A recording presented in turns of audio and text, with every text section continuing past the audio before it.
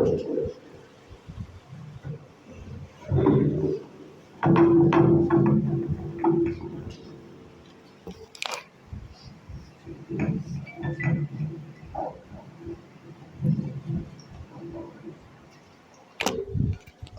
علیکم ورحمۃ اللہ وبرکاتہ۔ ان الحمد للہ نحمده ونستعینه ونستغفره ونعوذ باللہ من شرور انفسنا ومن سیئات اعمالنا، من يهده اللہ فلا مضل له ومن يضلل فلا هادی له، اشهد ان لا الہ الا اللہ وحدہ لا شریک له وأشهد أن محمدا عبده ورسوله، أما بعد فإن خير الحديث كتاب الله وخير الهدي هدي محمد صلى الله عليه وسلم وشر الأمور محدثاتها وكل محدثة بدعة وكل بدعة ضلالة والضلالة في النار۔ اللهم صل وسلم على نبينا محمد صلى الله عليه وسلم۔ اعوذ بالله السميع العليم من الشيطان الرجيم، يا أيها الذين آمنوا كتب عليكم الصيام كما كتب على الذين من قبلكم لعلكم تتقون۔ تمام قسم کی تعریفات، حمد و ثنا، عظمت و بڑائی اللہ احکم الحاکمین، خالق کائنات، مالک ارض و سما کی ذات اقدس و مقدس کے لیے انگنت لاتعداد ریت کے ذرات، پانی کے قطرات سے زائد درود و سلام ہوں۔ امام الحرمین سید الثقلین، امام اعظم سید ولد آدم، فخر الرسول سید کل جناب محمد الرسول اللہ صلی اللہ علیہ وعلی آلہ وصحبہ وسلم کی ذات اطہر و مطہر پر لاکھوں کروڑوں رحمتیں ہوں۔ حضرات صحابہ کرام، تابعین، تبع تابعین، محدثین، علماء اور فقہاء کی قبروں پر جن کی کوششوں اور کاوشوں سے دین حق ہم تک پہنچا۔ آج ہم مسلمان ہیں، اللہ سب کی مساعی جمیلہ اپنی بارگاہ میں قبول فرمائے۔ واجب الاحترام بزرگوں، پیارے بھائیوں، نوجوان عزیز ساتھیوں، رمضان مبارک کی آمد ہے اور یہ مغفرتوں، سعادتوں اور برکتوں والا مہینہ جب ہم پر سایہ فگن ہوگا، اللہ کی رحمتوں اور اللہ کی برکات کا جب نزول ہوگا، تو اللہ رب العزت کی توفیق سے اہل اسلام کے دل سرشار ہوں گے، اہل ایمان کی کھیتی تر و تازہ ہوگی، اور برس ہا برس سے اللہ کی یاد سے غافل لوگ بھی اللہ کی یاد میں مگن ہو جائیں گے۔ اسی مناسبت سے آج چند گزارشات آپ کے گوش گزار کرنا چاہتا ہوں، اس لیے کہ صحابہ کرام رضوان اللہ علیہم اجمعین اللہ کے رسول صلی اللہ علیہ وسلم کے حکم سے رمضان المبارک کی آمد سے پہلے رمضان کی تیاری میں مصروف ہو جاتے تھے، اور سلف صالحین کے بارے میں بھی یہ تاریخ نے نقل کیا ہے کہ ہمارے اسلاف وہ رمضان المبارک کے 6 ماہ قبل سے یہ دعائیں کرنا شروع کر دیتے تھے کہ اللہ آنے والا رمضان ہماری زندگیوں میں فرمانا، صحت سلامتی کے ساتھ ہمیں زندہ رکھنا، تاکہ ہم رمضان المبارک کی سعادتوں، برکتوں اور اس کے فیوض سے فیض یاب ہو سکیں۔ اسی طرح جب رمضان گزر جاتا تو رمضان کے گزر جانے کے بعد 6 ماہ تک ان کی یہ دعائیں ہوتی کہ اے کائنات کے رب، اے ہمارے خالق و مالک، ہم نے اپنی بساط کے مطابق آپ کے مہمان کی مہمان نوازی کی، عزت دی، احترام کیا، روزے رکھے، قیام کیا، سارا کچھ جو تیرے رسول نے ہمیں حکم کیا وہ اپنی کوشش، طاقت، بساط کے مطابق ہم نے کیا۔ آپ کی عبادت میں ہم نے وقت گزارا۔ اے کائنات کے مولا، ہم گنہگاروں کی وہ عبادات قبول کر لیں۔ تو اسی طرح رمضان انہوں نے ڈیوائیڈ کیا ہوا تھا، 6 مہینے رمضان کے انتظار میں لگا دیتے اور 6 مہینے رمضان میں کی ہوئی عبادتوں کی قبولیت کی دعائیں کرتے رہتے۔ اللہ سے ہم دعا کرتے ہیں کہ اللہ ہمیں بھی شوق عطا فرمائے،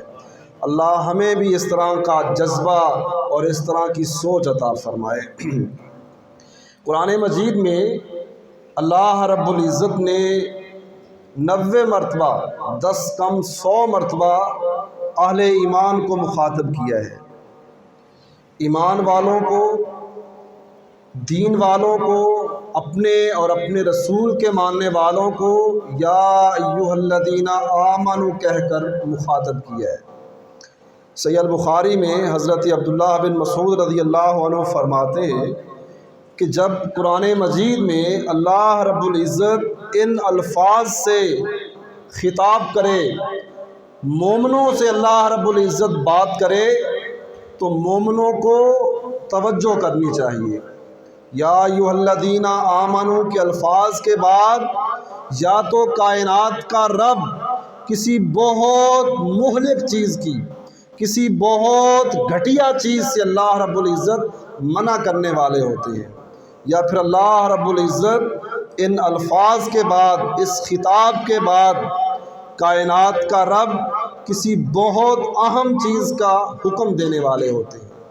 تو ان 90 مقامات میں سے ایک مقام میں اللہ رب العزت نے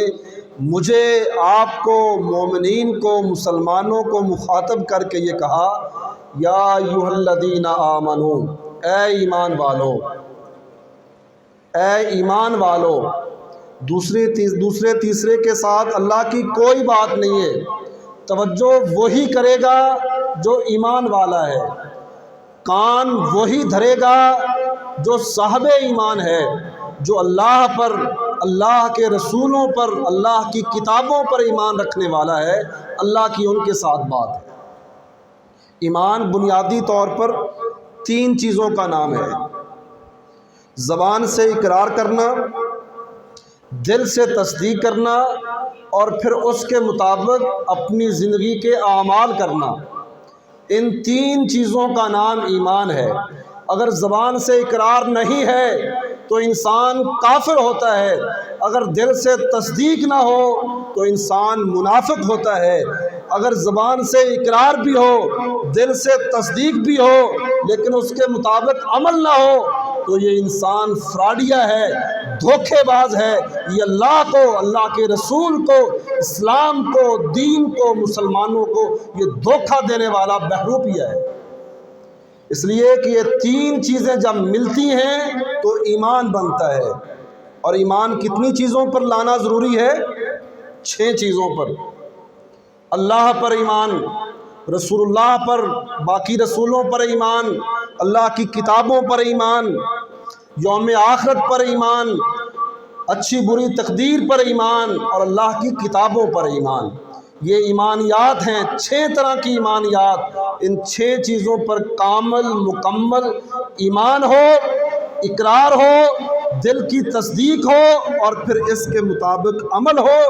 جو اس طرح کے لوگ ہیں اللہ رب العزت ان سے مخاطب ہے۔ اللہ فرماتے ہیں کتب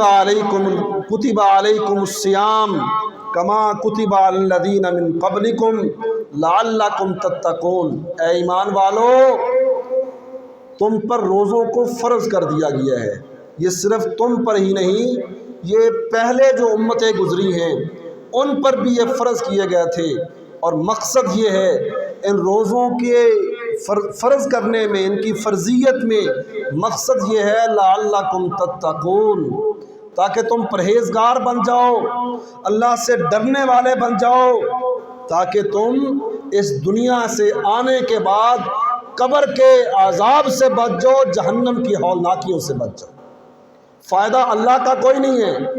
دین کا کوئی نہیں ہے، روزوں سے بچنا انسان نہیں ہے، اس کے ڈائریکٹ جو فوائد ہیں، جو بینیفٹس ہیں، وہ انسان ہی کو حاصل ہونے ہیں۔ وہ دنیا میں اللہ سے ڈرنے والا، خوف خدا رکھنے والا بن کر زندگی گزارے گا، اور جب یہاں دنیا سے جائے گا تو پھر کائنات کا رب اس کو جہنم کی ہولناکیوں سے بچا لے گا۔ اللہ پر ایمان لانا کیا ہے؟ اللہ پر ایمان لانے کا مطلب یہ ہے اللہ کے سامنے جھکنا ہے، اللہ کے علاوہ کسی کے سامنے نہیں جھکنا، اللہ سے مانگنا ہے، کسی اور سے نہیں مانگنا، اللہ کی عبادت کرنی ہے، کسی اور کی نہیں کرنی۔ اللہ پر ایمان لانے کا مطلب یہ ہے کہ زندگی کے ہر موقع پر، زندگی کے ہر موڑ پر اللہ کی مرضی کے ساتھ قدم اٹھانا بھی ہے اور اللہ کی مرضی کے مطابق قدم رکھنا بھی ہے۔ ایاک نعبد و ایاک نستعین، ہم ہر نماز میں یہ اقرار کرتے ہیں، اللہ سے یہ عہد و پیمان کرتے ہیں، اللہ سے ہم یہ بات کرتے ہیں کہ اے اللہ، ہم صرف تیری ہی عبادت کرتے ہیں اور صرف تجھ ہی سے مدد مانگتے ہیں، تیری عبادت کرتے ہیں، کسی اور کی نہیں کرتے، تجھ سے مدد مانگتے ہیں، کسی اور سے نہیں مانگتے۔ اور کائنات کے امام علیہ السلام نے اپنی زندگی میں عملی طور پر اللہ پر ایمان لانے کی اس شکل کو صحابہ کرام رضوان اللہ علیہم اجمعین کے سامنے رکھا، بلکہ خود کائنات کے رب نے اپنے رسول سے یہ کہا، حکم دیا، اے پیغمبر آپ اپنا ان کو عقیدہ، اپنا نظریہ، اپنی سوچ فکر بتائیں، اور کہا قل ان صلاتی و نسکی و محیای و مماتی للہ رب العالمین۔ اے پیغمبر ان اپنے صحابہ کو، اپنے آنے والی امت کو بتاؤ کہ میری یہ زندگی، میری یہ موت، میری یہ قربانی، میری یہ نمازیں، میری زندگی کا ایک ایک عمل صرف اور صرف کائنات کے رب کے لیے ہے۔ جو ہم کائنات کے رب کے لیے کر رہے ہوں وہ کسی اور کے لیے کرنا یہ شرک اکبر ہوتا ہے، اور ایسا کرنے والا انسان مشرک کہلاتا ہے۔ اور جس کے بارے میں کائنات کے رب فرماتے ہیں ان اللہ لا یغفر ان یشرک بہ، کہ کائنات کے رب نے ایسے شخص کو جو اس کی ذات کے ساتھ، اس کی صفات کے ساتھ، اس کی صفات کے تقاضوں کے ساتھ کسی کو شریک کرتا ہے، اللہ نے ایسے شخص کو معاف نہیں کرنا۔ اللہ کے رسول صلی اللہ علیہ وسلم نے یہ اعلان بھی کیا کہ میری زندگی کا ایک ایک عمل، میری زندگی کی سب سے اہم عبادت، میری قربانی، میری نماز، میری زندگی موت کا مقصد صرف اللہ کی ذات کے لیے ہے۔ اور عملی طور پر کائنات کے امام نے اپنی ساری زندگی صحابہ کرام کو، آنے والی امت کو یہ پیغام دیا کہ جو آپ کائنات کے رب کے لیے کر رہے ہوں